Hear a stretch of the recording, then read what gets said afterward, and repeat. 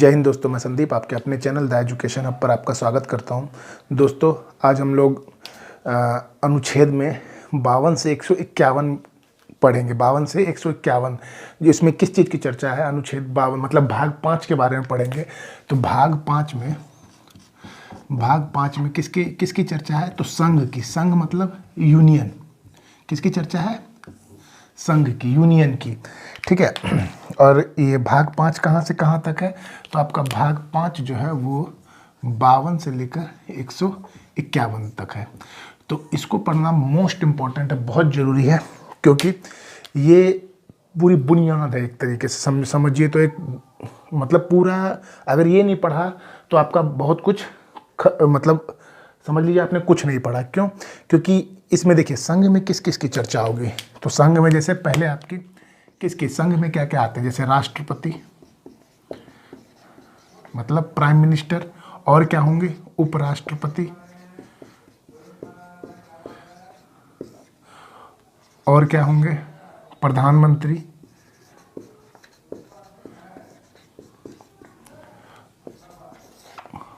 और क्या होंगे? और किसके बारे में चर्चा होगी? जैसे लोकसभा और राज्यसभा और अटॉर्नी जनरल और कैग की। तो इन सभी चीज़ों की जानकारी होगी। जैसे उपराष्ट्रपति की भी होगी, उपराष्ट्रपति, इसकी भी चर्चा होगी। तो जो भी संघ के अंतर्गत आते हैं उन सभी की चर्चा किसके अंदर होगी? भाग 5 में होगी। और अब अगर आपने भाग 5 पढ़ लिया तो भाग 6 में जस्ट जैसे इसमें संघ के बारे में है तो उसमें राज्य के बारे में है। इसमें जैसे संसद के बारे में है तो उसमें विधानमंडल के बारे में है भाग 6 में। तो ये आप पढ़े रहिएगा तो भाग 6 अपने आप कनेक्ट हो जाएगा। तो आपको ये पढ़ना जरूरी है। तो हम स्टार्ट करते हैं 52 से, मतलब राष्ट्रपति से स्टार्ट करते हैं।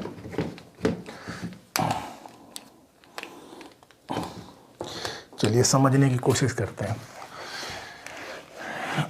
धीरे धीरे पढ़ेंगे और आराम से पढ़ेंगे। अब देखिए, जैसे कि आप पहले ये चीज़ याद कर लीजिए। पकानी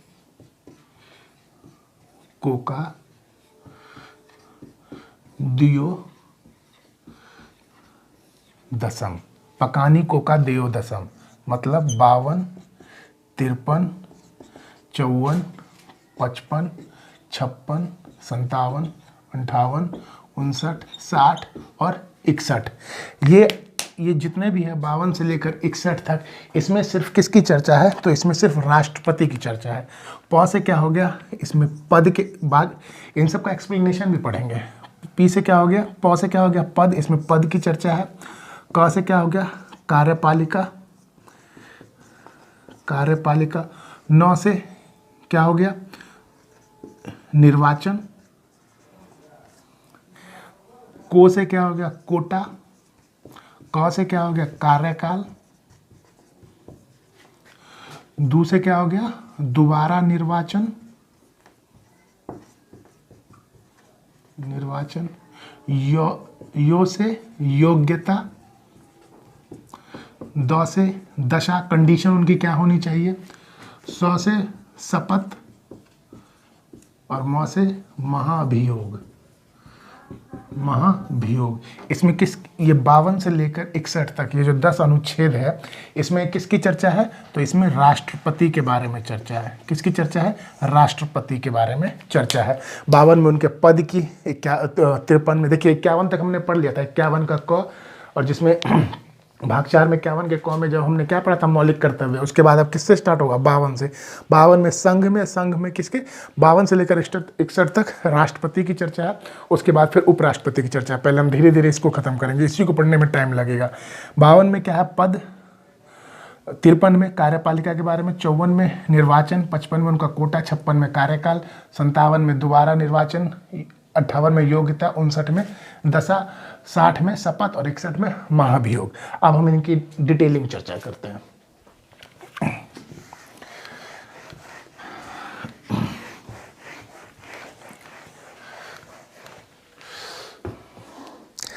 अब देखिए, अनुच्छेद 52 में किस चीज़ की चर्चा थी? तो अनुच्छेद 52 में पद की। तो इसमें जो है राष्ट्रपति के पद की चर्चा है, और राष्ट्रपति का पद कहाँ से लिया गया है? तो यूके, यूके मतलब ब्रिटेन। तो राष्ट्रपति का जो पद है ये संविधान में कहाँ से लाया गया था? ब्रिटेन से लाया गया था। तो राष्ट्रपति के पद की चर्चा कहाँ पे है? अनुच्छेद 52 में। और ये जो अनुच्छेद 52 जो पद की चर्चा है वो कहाँ से लाया गया था? यूनाइटेड किंगडम, कहाँ से? ब्रिटेन से। अनुच्छेद 53, अनुच्छेद 53। अब अनुच्छेद 53 में क्या है? तो देखिए, क से कार्यपालिका, कार्यपालिका, कार्यपालिका। तो देखिए राष्ट्रपति जो है वो कार्यपालिका का क्या होता है? प्रधान होता है। क्या होता है? प्रधान होता है। पर कैसा प्रधान? औपचारिक प्रधान होता है। कैसा? कैसा प्रधान होता है? औपचारिक। देखिए कार्यपालिका में एक रियल हो गया, वास्तविक, वास्तविक, और एक हो गया औपचारिक, औपचारिक। वास्तविक कौन होते हैं? वो प्रधानमंत्री होते हैं, प्रधानमंत्री होते हैं। और औपचारिक कौन हो गए? राष्ट्रपति। अब दोनों में फर्क क्या है? वास्तविक और औपचारिक में देखिए, कार्यपालिका का मतलब हो गया एग्जीक्यूटिव, जो कार्यपालिका है जहाँ पर सभी मंत्रीगण मिलकर किसी चीज़ के बारे में कि कौन सा बिल पास करना, जैसे संसद, तो वो क्या करते हैं? वो कार्यपालिका में ही कार्यपालिका में काम करते हैं, जिसका वास्तविक प्रधान कौन होता है? प्रधानमंत्री होता है। ये सब, जैसे इन्हें जीएसटी लाना था जीएसटी लाए, जैसे अभी किसान बिल लाना था किसान बिल लाए, लेकिन जब तक उस पर राष्ट्रपति के साइन नहीं होंगे वो पास नहीं होगा। लेकिन एक्चुअल में है क्या? अगर एक बार वहाँ से पास हो गया तो राष्ट्रपति को साइन करना ही पड़ेगा। वो करते ही, ऐसा नहीं होगा कि नहीं करेंगे, वो करते हैं। तो सिर्फ ये नाम मात्र के लिए होते हैं। राष्ट्रपति क्या होता है? सिर्फ नाम मात्र के लिए है। और क्या कहते हैं वो कि क्या करते हैं? सिर्फ कागजों पे साइन करने के, मतलब कोई भी काम होगा करेगा तो प्रधानमंत्री के द्वारा, लेकिन बस एक फॉर्मेलिटी है, ऑफिशियल जो काम होगा उसमें खाली राष्ट्रपति के साइन चाहिए कि साइन कर दिया और हो गया। अब आपके मन में ख्याल आ रहा होगा कि राष्ट्रपति अगर चाहे कि हम साइन नहीं करें तो कर सकता है, लेकिन पता है क्या होगा? देखिए अभी हमने 61 में देखा था, वहाँ पर जब मैंने पकानी को द्योदशम लिखा था, वहाँ महाभियोग की चर्चा थी। जब राष्ट्रपति इनके फेवर में नहीं होगा ना, तो ये पता क्या करेंगे? महाभियोग लगा देंगे। महाभियोग के बारे में हम 61 में पढ़ेंगे। पहले बस इतना समझ लीजिए कि अनुच्छेद 53 में क्या है कि औपचारिक मतलब कार्यपालिका का प्रधान होता है राष्ट्रपति, लेकिन कैसा? औपचारिक। और वास्तविक कौन होता है? प्रधानमंत्री होता है। सारी पावर किसके पास होती है? प्रधानमंत्री के पास होती है। जो भी निर्णय लेना होगा प्रधानमंत्री लेना होगा। जब वो निर्णय हो जाएगा तो उसको एग्जीक्यूट कौन करेगा? इसलिए कहते हैं एग्जीक्यूटिव, जैसे ईओ एग्जीक्यूटिव ऑफिसर होता है, तो बस इसी तरह समझ लीजिए एग्जीक्यूटिव ऑफिशियल जो है ना, ये औपचारिक, वो कौन है? राष्ट्रपति हैं। तो बस सारा काम हो जाएगा, उसके बाद राष्ट्रपति के पास कागज भेज दिया जाएगा कि सर आप साइन कर दीजिए, वो साइन कर देते हैं। ये हो गया अनुच्छेद 53 में किसका? कार्यपालिका के बारे में। उसके बाद अनुच्छेद 54। अब अनुच्छेद 54 में किस चीज़ की चर्चा है? देखिए पकानी न तो निर्वाचन। तो अनुच्छेद 54 में किसकी चर्चा है? उनके निर्वाचन की। किसकी चर्चा है? उनके निर्वाचन की। अब उनका देखिए निर्वाचन, ये बहुत इम्पोर्टेंट है और इसको मैं अच्छे से समझाता हूँ आपको। निर्वाचन, तो इनका जो राष्ट्रपति का निर्वाचन कैसे होता है? तो इनका निर्वाचन होता है एकल संक्रमणीय अनुपातिक पद्धति। इनका निर्वाचन कैसा होता है? एकल संक्रमणीय अनुपातिक पद्धति के द्वारा। अब एकल संक्रमणीय अनुपातिक पद्धति क्या है, इसके बारे में समझते हैं कि राष्ट्रपति का जो है वो निर्वाचन कैसे होगा, कौन करेगा, तो इन चीज़ों की समझते हैं। चलिए आगे बढ़ते हैं।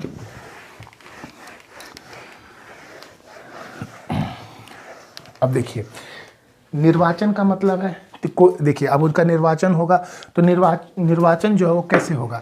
तो निर्वाचन जो है वो कोई ना कोई तो करवाएगा। तो निर्वाचन कौन करवाता है? Election commission. कौन करवाता है? इलेक्शन कमीशन करवाता है। तो इनका जो चुनाव होगा, चुनाव कौन करवाएगा? इलेक्शन कमीशन, जो आमतौर पर करवाती है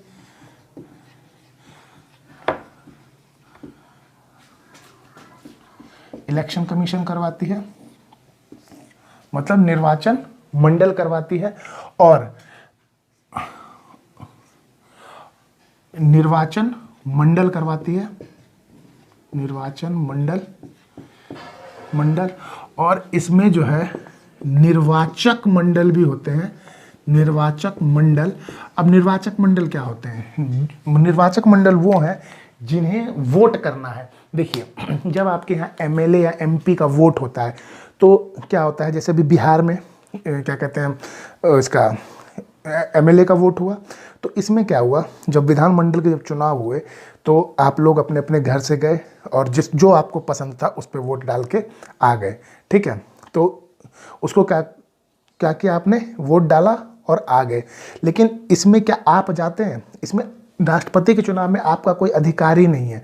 तो ये जो जिन्हें चुन के लाते हैं वो आपके आधार पर वोट करते हैं। तो क्या आपने प्रत्यक्ष रूप से वोट किया? नहीं किया। तो इसका जो वोटिंग प्रोसेस होगा कैसे होगा? अप्रत्यक्ष रूप से। कैसा होगा? अप्रत्यक्ष रूप से, मतलब इनडायरेक्ट। डायरेक्टली आप नहीं कर सकते। कैसे करते हैं? इनडायरेक्ट रूप से। अब इनडायरेक्ट रूप से कैसे किया आपने? कि आपने अपना एमपी चुना, एमएलए चुना। एमपी आप 5 साल में एक बार चुनते हैं, एमएलए भी आप 5 साल में एक बार चुनते हैं। तो आपने उनको चुना और उनको हक दिया कि आप वोट डालिए। अब निर्वाचक मंडल में कौन कौन आते हैं? तो निर्वाचक मंडल में आपके आते हैं, देखिए पहले आप समझ लीजिए, एक होता है संसद, एक होता है विधानमंडल। संसद जो होता है 2 भाग में बटा होता है, संसद 2 भाग में, और संसद सेंट्रल गवर्नमेंट के थ्रू होता है। तो इसमें कौन कौन होते हैं? तो लोकसभा और राज्यसभा। विधानमंडल भी 2 भाग में, कौन कौन? तो विधानसभा और विधान परिषद। कौन कौन होता है? विधानसभा और विधान परिषद। तो लोकसभा में कितने? 545, राज्यसभा में 245, विधानसभा कितनी? 29, और विधान परिषद लगभग 7। अब तो 28 हो गए ना। अभी जो विधान परिषद है वो कितने हैं? 7, ठीक है।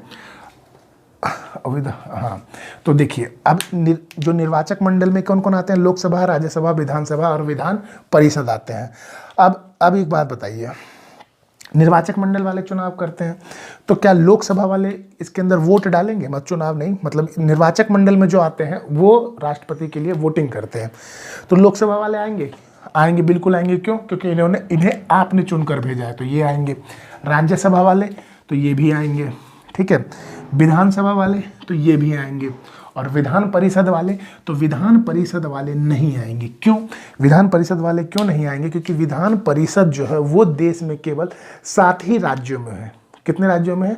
7 राज्यों में है। तो एक बात बताइए, जब राष्ट्रपति का अगर चुनाव हो रहा है, 7 राज्यों ने वोट किया जो विधान परिषद वाले हैं, और बाकियों ने नहीं किया, तो क्या अनफेयर नहीं हो जाएगा? बिल्कुल अनफेयर हो जाएगा। तो संविधान में क्या किया? इसको हटा दिया गया। इसको क्या कर दिया गया? हटा दिया गया। अब कौन कौन वोट कर सकता है? तो लोकसभा में, राज्यसभा में और विधानसभा में। लेकिन इसमें भी क्या है कि राज्यसभा में जो है राष्ट्रपति जो है वो 12 लोगों का मनोनयन करता है, मतलब मनोनीत करता है। मनोनयन में या मनोनीत 12 लोगों को क्या करता है? राज्यसभा में मनोनीत करता है। अब ये 12 लोग कौन से होते हैं इनके बारे में भी पढ़ेंगे, लेकिन पहले भी समझ लीजिए। जो कला से आते हैं, जो स्पोर्ट्स से आते हैं, इस तरह के जो लोग होते हैं, जो विज्ञान से आते हैं, तो इस तरह के जो लोग होते हैं वो उसमें राज्यसभा में 12 लोगों को राष्ट्रपति स्वयं मनोनीत कर देता है। उनका चुनाव नहीं होता है। जैसे सचिन तेंदुलकर को देखा होगा आपने, रेखा को देखा होगा राज्यसभा के सदस्य के रूप में, तो क्या इनका चुनाव नहीं हुआ? इन्हें क्या कर दिया गया? डायरेक्ट मनोनीत कर दिया गया। लोकसभा में 2 एंग्लो इंडियन आते हैं। लोकसभा में 2 कितने कैसे आते हैं? Anglo Indian. अब ये एंग्लो इंडियन, तो देखिए इन्हें भी राष्ट्रपति डायरेक्ट मनोनीत करते हैं। 2 एंग्लो इंडियन को भी कौन मनोनीत करता है? राष्ट्रपति मनोनीत करते हैं। तो एक बात बताइए, जब राष्ट्रपति ने इसे मनोनीत किया, जब इन्हें बिना वोट के इन्हें कह दिया कि ठीक है, आप लोकसभा में मेरी तरफ से 2 व्यक्ति एंग्लो इंडियन के और 12 व्यक्ति चले जाइए, तो जब इनकी वोटिंग डालने की बारी आएगी और जब राष्ट्रपति के लिए खड़े होंगे, तो क्या उस राष्ट्रपति को नहीं चुनेंगे जिन्होंने इनको फेवर किया था? बिल्कुल चुनेंगे। तो इसमें अनुच्छेद जो 54 है निर्वाचन के बारे में, उसमें कह दिया गया कि ये जो 12 सदस्य हैं ये भी मतदान नहीं कर सकते, और दो जो एंग्लो इंडियन है ये भी मतदान नहीं कर सकते। मतलब ये दोनों जो है मतदान नहीं कर सकते। तो 12 और 2 14 व्यक्ति जो है वो मतदान नहीं कर सकते। कहाँ के? 2 व्यक्ति लोकसभा के और 12 व्यक्ति राज्यसभा के, और बाकी लोकसभा में जितने बच गए 543, और इसमें जितने बच गए कितने 233 तो 233। तो ये कर सकते हैं, बाकी और इसमें सारे कर सकते हैं। तो निर्वाचक मंडल का चुनाव कैसा होता है, निर्वाचन कैसा होता है राष्ट्रपति का? अप्रत्यक्ष रूप से होता है। इसमें कौन कौन वोटिंग कर सकता है? तो लोकसभा के सदस्य 2 एंग्लो इंडियन को छोड़ के, राज्यसभा के सदस्य 12 मनोनीत सदस्यों को छोड़ के, और विधानसभा के सदस्य। ठीक है। अब आपको लग रहा होगा कि एंग्लो इंडियन क्या है, तो एंग्लो इंडियन समझ लीजिए। देखिए, हमारे देश पे यूरोपियन कंट्री ने राज किया। किसने राज किया? यूरोपियन कंट्री ने। इसमें कौन कौन आए? जैसे पुर्तगाली आए, और कौन आए? ब्रिटिश आए, और डच आए, और कौन से और डेनमार्क वाले आए, फ्रांसीसी आए, फ्रांस वाले, स्वीडिश आए। तो ये सारे आए थे। ठीक है, इतने आए। ठीक, तो ये सारे कौन से थे? यूरोपियन कंट्री के थे। इन्होंने राज किया हमारे ऊपर और गुलाम बना के हम लोगों को रखा। तो ये जब आए तो करीबन 200-250 साल राज किया। तो इसमें से जो आते थे वो क्या करते थे? इसमें से क्या होता था कि जो लोग आए उन्होंने यहाँ की स्त्रियों से विवाह कर लिया, विवाह किया, अपना जीवन बिता रहे थे, उनसे उनकी संतान उत्पन्न हुई। लेकिन जब आज़ाद हुआ भारत, तो जिन अंग्रेजों ने शादी की थी यहाँ की औरतों से, उनको छोड़ के वो अपने देश चले गए, मतलब यूरोप वापस चले गए, जहाँ से आए। पुर्तगाली तो बहुत बाद में गए थे, जैसे डच, ब्रिटिश वाले, डेनमार्क वाले, ये चले गए और अपनी वाइफ को यहीं पे छोड़कर चले गए। तो उनसे जो संतान उत्पन्न हुई उसी को कहते हैं एंग्लो इंडियन। क्या कहते हैं? Anglo Indian. यानी देखिए, बहुत लोगों को एंग्लो इंडियन लगता है कि जो विदेशी माँ बाप होंगे वो, लेकिन विदेशी नहीं, जो यूरोपियन होंगे। अफ्रीका वाला होगा तो वो थोड़ी ना एंग्लो इंडियन में आएगा। यूरोपियन कंट्री का अगर कोई होगा और यहाँ के लेडीज से विवाह किया होगा और उससे जो संतान होगी, उस संतान को क्या कहेंगे? Anglo Indian. निर्वाचक मंडल में कौन कौन? लोकसभा, राज्यसभा, विधानसभा, विधान परिषद आएगा क्या? नहीं आएगा। इसमें लोकसभा में 2 एंग्लो इंडियन आएंगे? नहीं आएंगे। राज्यसभा में 12 मनोनीत सदस्य आएंगे? नहीं आएंगे। ठीक है। इसका चुनाव कैसा होता है? अप्रत्यक्ष रूप से होता है। करवाता कौन है? इलेक्शन कमीशन करवाता है, निर्वाचन मंडल करवाता है। ठीक, अब चलिए आगे समझते हैं।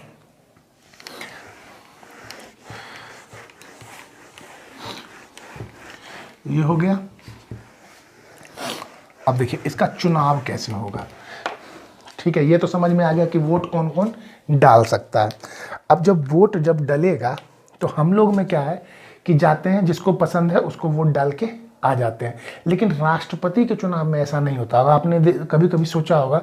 देखिए होता कैसे है, तो चुनाव कैसे मैंने बताया था, एकल संक्रमणीय अनुपातिक पद्धति, एकल संक्रमणीय अनुपातिक पद्धति। तो देखिए पहले हम लोग अनुपातिक पद्धति की बात करते हैं। ठीक है, तो मान लीजिए कि कोई राष्ट्रपति के चुनाव में 3 लोग खड़े हैं। कौन कौन? X, Y, Z, 3 लोग खड़े हैं। ठीक है, अब इसमें क्या होगा कि जिसको भी वोट डालना है, हम जब वोट डालने जाते हैं तो हम अपने हिसाब से जो हमें सांसद पसंद है उसको वोट डाल के आ जाते हैं। जिसको भाजपा का पसंद है भाजपा को डालता है, कांग्रेस का पसंद है कांग्रेस का डालता है, बीएसपी वाला बीएसपी को डालता है। अपने हिसाब से जो उसको पसंद है वो डाल के आ जाता है। लेकिन इसमें क्या होता है, हर एक सदस्य इस तरीके से वोटिंग डालता है जैसे तीन राष्ट्रपति के लिए खड़े हैं, 3 कैंडिडेट, तो उसमें सबसे ज़्यादा आप किसको पसंद करते हैं उसको 1 नंबर पे रखिए, उसके बाद जिसको पसंद करते हैं उसको 2 नंबर पे रखिए, उसके बाद जिसको पसंद करते हैं उसको 3 नंबर पे रखिए। मान लीजिए पहला कैंडिडेट आया, उसको एक्स सबसे ज़्यादा पसंद है तो उसको रखेगा 1 नंबर पे, उसके बाद उसका मन है कि हम जेड को 2 नंबर पे रखें तो उसको रखेगा 2 नंबर पे, और उसको वाई का मन है कि 3 नंबर पे रखे तो उसको रखेगा 3 नंबर पे। उसके बाद फिर दूसरा सदस्य आएगा, अब उसको भी पसंद है कि एक्स 1 नंबर पे रहे, वाई रहे 2 नंबर पे और जेड रहे 3 नंबर पे, उसको इस तरीके से पसंद है। फिर एक और आया, उसका मन है, अगला सदस्य आया तो उसका मन है कि नहीं एक्स रहेगा 2 नंबर पर, वाई रहेगा 1 नंबर पर और जेड रहेगा किस पे 3 नंबर पर रहेगा। ठीक, फिर एक सदस्य आया, अब उसको पसंद है कि वाई रहे वाई रहे 1 नंबर पे और एक्स रहे 2 नंबर पे और जेड रहे 3 नंबर पे। तो इसी तरीके से कर करके सदस्य आते रहेंगे। अब मैं कितना बनाने जाऊंगा, ठीक है, तो आप इसी में समझिए। अब एक बात बताइए, ये तो चुनाव हो गया, अब चुनाव की गणना, सबने अपने अपने हिसाब से वोट दे दिए। ये तो मैंने सिर्फ 4 सदस्यों का बताया, इस तरह से 5वां 6ठा मतलब जितने भी सदस्य होंगे 545 में से 2 घटा दिए 43, उधर 233 और विधानसभा के 28 राज्यों के जो भी होंगे, ठीक है, उन्होंने वोट किया इस तरीके से। अब देखिए अब होगा क्या कि इसमें देखा जाएगा प्रथम चरण की जो मतगणना होगी, किसकी, प्रथम चरण की मतगणना होगी। तो अब देखा जाएगा कि 1 नंबर पसंद करने वाले कितने लोग हैं। 1 नंबर को पसंद करने वाले, 1 नंबर मतलब सबसे ज़्यादा किसको पसंद किया गया है। तो यहाँ पे देखेंगे कि एक्स को एक नंबर पे कितनी बार आया है, तो भाई इसमें देखा गया 2 बार, इसको भी 2 बार और इसमें किसी को नहीं। तो ये तो सीधे सीधे हार गया क्योंकि 1 नंबर पे इसको किसी ने पसंद ही नहीं किया, इसको भी 2 लोगों ने पसंद किया और इसको भी 2 लोगों ने पसंद किया, तो ये तो बराबर हो गए। ठीक है, तो अब क्या होगा, अब द्वितीय चरण होगा। अब दूसरे चरण में, तो दूसरे चरण में क्या होगा, दूसरे चरण में ये देखा जाएगा कि भाई कि 1 नंबर तो हो गया और 3 नंबर वाला तो कट ही गया था कि उसको तो किसी ने पसंद ही नहीं किया, वो तो हार गया। इन दोनों में देखा जाएगा कि दूसरे नंबर पे किसको ज़्यादा पसंद किया गया है। तो यहाँ देखा दूसरे नंबर पे, तो x को दूसरे नंबर पे 2 बार और इसको 1 बार, तो x को ज़्यादा रखा गया है, तो इसको 2 बार रखा गया है, इसको 1 बार रखा गया है। तो अब बताइए कि कौन जीता, तो x वाला जो है वो जीत गया। तो इस तरीके से अनुपातिक पद्धति के द्वारा क्या हो गया, ये जीत गया। अब एक बात बताइए, अगर ये भी बराबर हो जाता तो हम देखते कि तीसरे नंबर पे किसको ज़्यादा पसंद किया गया है। ठीक है, कि तीसरे नंबर पे किसको ज़्यादा पसंद किया गया, मान लीजिए तो अगर तीसरे नंबर की बारी आती तो सिर्फ वाई जीत जाता। तो अब एक बात बताइए कि कितने चरण तक गणना हो सकती है। तो देखिए जितने कैंडिडेट हैं उतने चरण तक जा सकते हैं। मान लीजिए इसमें तीन थे तो मैक्सिमम 3 चरण तक गणना जा सकती है। अगर 4 होते तो 4 तक जाती मैक्सिमम। लेकिन क्या होता है कि प्रथम चरण में ही सारा कुछ क्लियर हो जाता है। ऐसे कौन से प्रधानमंत्री थे जिनकी द्वितीय चरण में जाकर गणना हुई थी तब वो जीते थे। तो एक ही प्रधानमंत्री वो आज तक सिर्फ वो है वीवी गिरी। कौन है? वीवी गिरी। ना बाकी सब प्रधानमंत्रियों राष्ट्रपति जो है, बाकी जितने भी राष्ट्रपति हैं, ऐसे सिर्फ एक पहले राष्ट्रपति थे वीवी गिरी जिनकी दूसरे चरण में गणना जाके जीत हुई थी। बाकी सारे राष्ट्रपतियों की प्रथम चरण में ही जीत हो गई।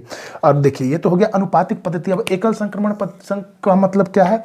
एकल संक्रमणीय का मतलब हो गया, देखिए ये हट गया। अब इसके वोट ना इनमें बांट दिए जाते हैं।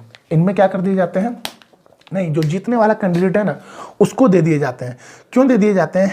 देखिए मतलब इस तरीके इसलिए दिए जाते हैं कि वो तो जीत ही रहा है, उसको दे दिए इसलिए कि वो थोड़ा सा मतलब ऐसा रहे कि बहुत अच्छे वोटों से जीता है। जैसे आपने सुना होगा कि राष्ट्रपति 8 लाख वोटों से जीता, ठीक है, तो इसलिए दे दिया जाता। बस इसका मतलब इतना ही हुआ। ठीक है, तो आपको चुनाव की प्रक्रिया पता लग गई। अब अभी मैंने बोला कि राष्ट्रपति 8 लाख वोटों से जीत गया, तो भाई अब आप सोचिए 8 लाख वोटों से कैसे जीत गया। 8 लाख तो संसद में है भी नहीं, विधानसभा में ला लीजिए। देखिए अभी 1 मिनट,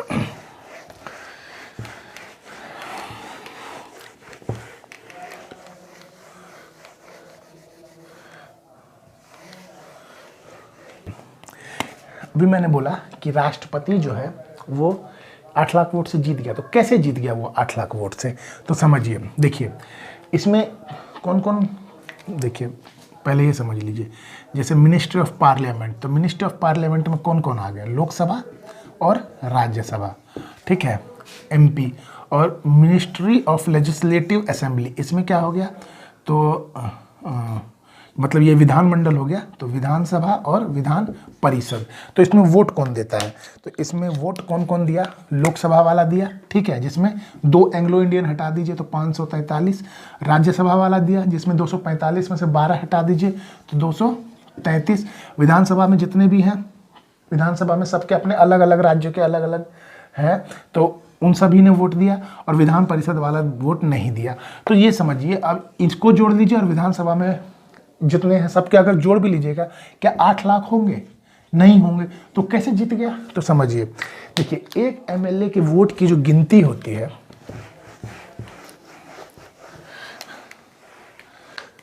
देखिए एक एमएलए के जो वोट की गिनती होती है वो कैसे होती है? देखिए कुल राज्य की जनसंख्या, कुल राज्य की जनसंख्या बटे में कुल एमएलए, कुल एमएलए इंटू 1000, ठीक है, कुल एमएलए इंटू 1000। अब मान लीजिए कि मानने के लिए किसी राज्य की जनसंख्या, जैसे मान लेते हैं इसकी यूपी की, मान लेते हैं कि 10 करोड़ है, ठीक है, 10 करोड़ या 10,000 ले लीजिए, 1 लाख ले लीजिए, 1,000 सैकड़ा हज़ार 10,000 लाख या 10 लाख, ठीक है। और वहाँ एमएलए हैं कितने? तो इसको कैलकुलेशन आसान करने के लिए मैं इसको एमएलए अपने मन से मान ले रहा हूँ। मान लीजिए वहाँ पे 250 एमएलए हैं, ठीक है, ये 250 और इंटू 1000, ठीक है। तो ये क्या हो गया? 2 0 1000, 3 0 से 3 0, 1 0 से 1 0, 25 चौके 100, ठीक है। तो ये कितने हो गए? 4।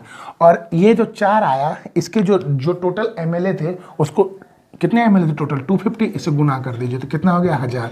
तो एक एमएलए की वोट की संख्या कितनी हो गई? 1000 हो गई। कितनी हो गई? 1000 हो गई। देखिए इसको मैं लिखने को ऐसे भी लिख सकता था कि कुल राज्य की जनसंख्या बटे में 1000 कर दीजिएगा तो डायरेक्ट आपकी ये वैल्यू आ जाएगी। लेकिन जो संविधान में वो इस तरह से दर्शाया गया है कि पहले कुल राज्य की जनसंख्या बटे कुल एमएलए इंटू 1000, जब जो कट किया जाए फिर दोबारा से एमएलए से गुना कर दीजिए तो कितने हो गए? एक एमएलए की वोट की कीमत कितनी हो गई? 1000 हो गई। कितनी हो गई? 1000। अब आते हैं, देखिए एमएलए की निकल गई, तो अब आते हैं एमपी में। एक एमपी के वोट की संख्या कितनी होगी? तो एक एमपी की वोट की संख्या होगी कुल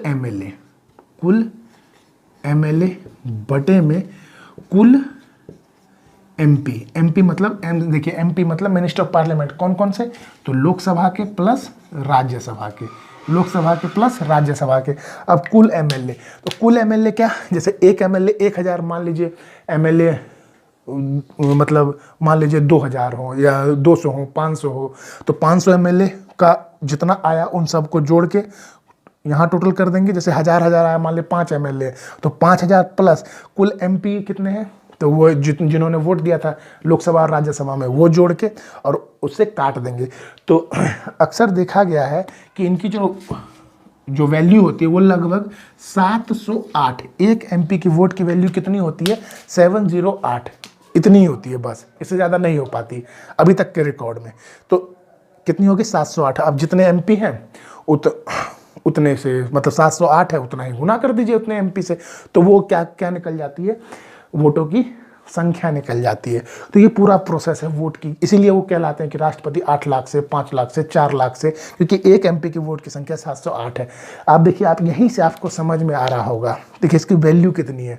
आप खुद सोचिए कि कोई मंत्री होता कहीं से और किसी और जगह से चुनाव लड़ता है, ऐसा क्यों? और अधिकतर देखते होंगे यूपी से लड़ते हैं। कहाँ से लड़ते हैं? यूपी से चुनाव लड़ते हैं। अब यूपी से चुनाव लड़ने का कारण समझिए। प्रधानमंत्री कहाँ से थे? गुजरात से। गुजरात से भी वो बड़ोदरा सीट से लड़े। कहाँ से लड़े? बड़ोदरा सीट से। और यूपी में भी वो बनारस सीट से लड़े। ठीक है, किससे लड़े? बनारस सीट से लड़े। वो दोनों में ही जीत गए। किस में जीत गए? दोनों में ही जीत गए। लेकिन उन्होंने बड़ोदरा की सीट छोड़ दी। क्यों छोड़ दी और बनारस की क्यों रखी, जबकि उनकी जन्मभूमि है गुजरात, वहाँ की रखनी चाहिए थी, लेकिन उन्होंने बनारस की रखी। रीजन क्या है, यहाँ पे आइए, क्यों MLA, ओह यहाँ पे MLA होगा, ठीक है। तो क्यों रखी उन्होंने बनारस की सीट, क्योंकि ये एक MLA यही प्रभावित करता है, क्योंकि वहाँ पे 80 मतलब जो MP है, SC MP है, देखिए MP का वोट है ना, MP, जब आपके 80 MP SC MP और ज़्यादा संख्या वहाँ की होगी तो वो तो ऑटोमेटिक वोट में कन्वर्ट हो जाएंगे। किस में कन्वर्ट हो जाएंगे, वोट में, और फिर आपको जिसको राष्ट्रपति उठाना उठा दीजिए। ये फर्क है, इतना फर्क होता है। आप राजनीति समझिए, आपको समझ में आ जाएगा क्यों यूपी को कोई नहीं, यूपी इतना योगी आदित्यनाथ को देखिए कहाँ से आए, उत्तराखंड से, कहाँ आ गए यूपी में। यूपी क्यों इतना मेन गढ़ है, बिहार क्यों इतना मेन गढ़ है, वहाँ क्यों पकड़ है, इन्हीं चीज़ों के वोटों के चक्कर में। और वो कभी नहीं बोलेंगे, तो वो नई नई चीज़ बोलेंगे कि हमको यूपी को स्वच्छ बनाना है, गंगा जी को स्वच्छ बनाना। तो कहाँ गंगा जी स्वच्छ हो गई, ये सारा चक्कर है किसका, पूरे वोटों का। इसीलिए सब कहाँ प्रेफर करते हैं, यूपी बिहार आना पसंद करते हैं कि वहाँ से जीतेंगे। चलिए अब ये हो गया, आपको समझ में आ रहा है निर्वाचन कैसे होता है, राष्ट्रपति का निर्वाचन क्या क्या पद्धति है, एकल संक्रमण बाधित पद्धति, किस तरीके से वोटिंग हुई, एक वोट की कीमत क्या है, ठीक है। अब कुछ देखिए, जब राष्ट्रपति का चुनाव होता है तो आपने सुना होगा किसी भी चुनाव में कि इसकी ये जमानत राशि, अगर इतने वोट नहीं लाएगा तो जमानत राशि जब्त हो जाएगी। जमानत जब्त हो जाएगी, राशि भी नहीं सुनते आप लोग क्या सुनते हैं, जमानत जब्त हो जाएगी, या फिर कि इसकी जमानत जब्त हो गई। तो कईयों को लगता है जमानत जब्त होने का मतलब है कि उसको जेल में बंद कर दिया गया। ऐसा कुछ नहीं होता है। देखिए, राष्ट्रपति का जब चुनाव होता है, राष्ट्रपति के चुनाव के समय उसकी जमानत राशि जो होती है वो होती है 15,000 रुपये। 15,000 क्या होती है, जमानत राशि, ठीक है। राष्ट्रपति के जो चुनाव लड़ रहा है, जैसे तीन राष्ट्रपति है, तीनों ने चुनाव लड़ा तो 15,000 तीनों ने जमा किए। इसी तरह हर एक प्रधानमंत्री, जब MP का चुनाव होगा तो उसके लिए अलग है, लेजिस्लेटिव असेंबली का होगा तो उसके लिए अलग है। सबके लिए अपनी अलग अलग जमानत राशि है, जो जिस हिसाब से लड़ रहा है उस हिसाब से उसकी जमानत राशि तय होती है। और आपको कम से कम वोटों का 1/6 जो है वो लाना होगा। जैसे अगर मान लीजिए 60 वोट है कहीं पर, तो उसके 1/6 कितना हो गया, 10। तो आपको 10 वोट लाने पड़ेंगे। अगर आप 10 वोट नहीं लाते हैं तो ये जो आपकी जो जमानत राशि है ना, ये जब्त हो जाएगी। क्या हो जाएगी, जब्त हो जाएगी, अगर आप ये वोट नहीं लाते हैं। तो ये आपके जो 15,000 है वो क्या कर लेगी, जो इलेक्शन कमीशन है वो नहीं लौटाएगी। बस यही होता है जमानत जब्त का मतलब। आप लोग को लगता है कि आदमी को जब्त कर लेंगे, तो जमानत जब्त का मतलब क्या होगा, जो उन्होंने राशि जो दी वो क्या होगी, जमानत जब्त कर लेंगे। और ये जो 1/6 है वो हर एक में, चाहे वो MLA का हो चाहे MP का हो, वो 1/6 लाना ही होगा। सिर्फ राशि अलग हो जाएगी, लेकिन 1/6 हर जगह लाना होगा। क्यों, ये इसलिए दिया जाता है कि आप एक सम्मानजनक वोट लाइए। अगर आप इतना भी नहीं लाइएगा तो आपकी राशि मतलब अब बताइए, राष्ट्रपति का चुनाव है, वो 1/6 वोट नहीं ला पा रहा, मतलब 10 वोट नहीं ला पा रहा, तो कितनी शर्मिंदगी की बात होगी। तो कैसी होगी, अपमानजनक बात होगी। कैसी होगी, अपमानजनक बात। तो इसीलिए राष्ट्रपति के मतलब 15,000 की जमानत राशि ली जाती है और कहा जाता है कि आप 1/6 वोट लाइए। अगर वो नहीं ला पाता है तो हार जाएगा, जो उसकी अपमानजनक बात होगी। तो आज हमने राष्ट्रपति में 52 पढ़ा। 52 में क्या पढ़ा,